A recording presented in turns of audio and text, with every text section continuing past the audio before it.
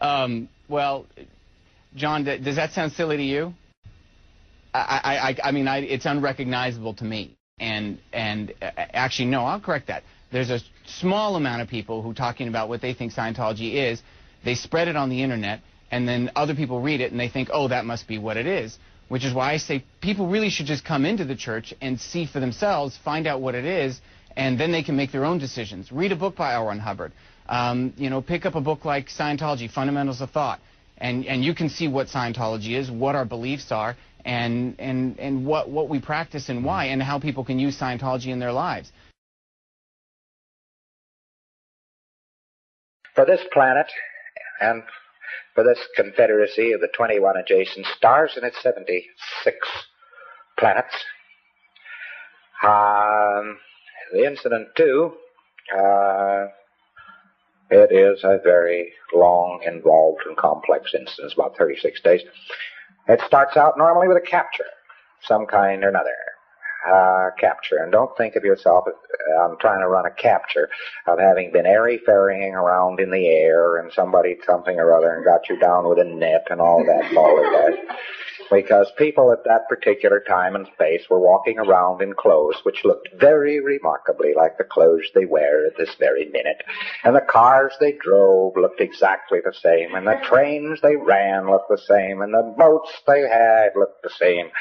Circa 1950, 1960, this civilization has simply copied our 6 100% because they were told to. And they walked down streets that looked like these streets and lived in houses that looked like these houses and so on. That's what the hell. And there was quite a bit of huffle-luffle and upset and so on before our 6 took place. What it was the loyal officers were the body, the elected body. They called them the loyal officers. They were there to protect the populations and so forth. And they had elected a fellow by the name of Xenu, could be spelled X-E-M-U, to the supreme ruler. And they were about to unelect him. And he took the last moments he had in office to really goof the floof. Yes, I don't blame you for dropping something. And he took these last moments to really upset it. He, of course, had several key birds who were close to him. He was a suppressive, banned all suppressives. He got these administrators and so on and heads of planets in various positions and places. He picked out all the cowboys in the white hat, and he got rid of them first, fast, and then troops, not knowing what the hell they were doing, but fed all kinds of false orders, were fed in against the population to pick them up, one after the other. Rat-a-tat-tat-tat-tat-tat-tat. One of the mechanisms they used was to tell them to come in for an income tax investigation. And the United States just copies income tax. They're just our 6 are a bunch of dramatizing psychotics, these guys. So in they went, and the troops started slaughtering them, and then the troops, of course, were ordered out to get a hold of certain bodies of renegade troops, which were ordered to get certain bodies of bad troops, and they shot each other up and implanted each other and wiped it out. They were making billiard balls out of these places. They were imported. They were actually, the trick was to shoot somebody, disable somebody, very often a needle into a lung, and at the same time to hit him with frozen alcohol and glycol, which preparation is guaranteed to pick up a Thetan. All he had to do was pick him up and put him in a refrigerator, and they had him, boy. As he tried to exteriorize from the body, there he was, frozen. And they threw him into collection points, boxed them up in boxes, threw them into space planes, which are the exact DC-8s. The DC-8 airplane is the exact copy of the space plane of that day. And no difference, except the DC-8 had fans, propellers on it, and the space plane didn't. And they threw them into refrigerated units and so on, in view of the fact that Einstein was absolutely right. No man can't go faster than the speed of sound, or speed of light, which is a bunch of balderdash. The length of time from the planet Coltis to the planet Tigiak, which is the name of this planet, was 9 weeks, and you'll see that it's many light years. Coltis is one of the planets, and is to this day one of the planets of the North Star, Polaris.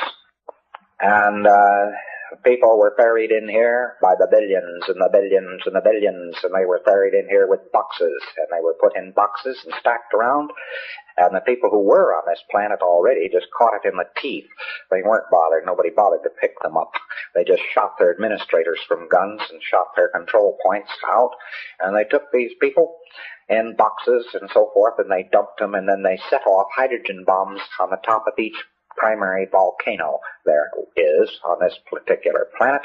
And when they blew up, it blew the Thetans into the air, and after the bomb, an electronic ribbon, which also was a type of standing wave, was erected over the area. The tremendous winds of the planet blew every Thetan there was straight into those particular vacuum zones which had been created. These were brought down, packed up, and put in front of projection machines, which with sound and color pictures first gave them the implant which you know as clearing course, and then a whole track implanted which you know as OT2.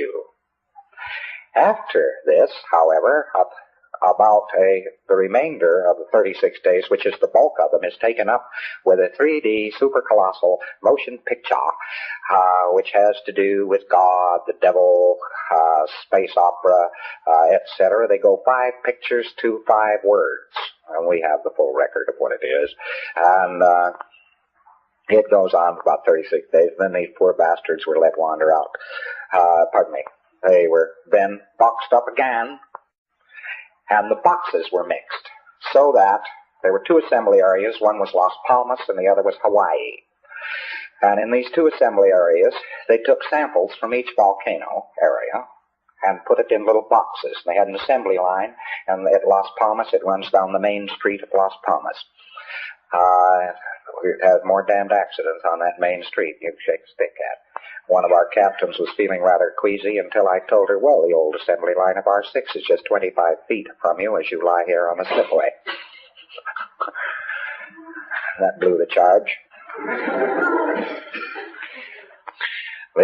The towns that were left and so on were just battered into ruins, where you had the renegades that had been hired and so on, and the administrators that had been loyal to Zemu were still trying to hold out. Within a year, he was under arrest, and within 6 years, the lot had been wiped out. The loyal officer was triumphant. Zemu was put with several of his cohorts in the center of a mountain, which is still on one of these planets, and in a wire cage, which is charged with an eternal battery. He's not likely ever to get out. There is a base on this planet, and it is so shredded away as to be hardly recognizable. Wherever, then, anybody tries to do anything about this, he's apt to get a flashback. So you mustn't go around talking about being the people who are going to save the planet. You are the people the planet obeys. You are the people who own the planet. You are not the people who are going to save the planet. And thereby you will save it.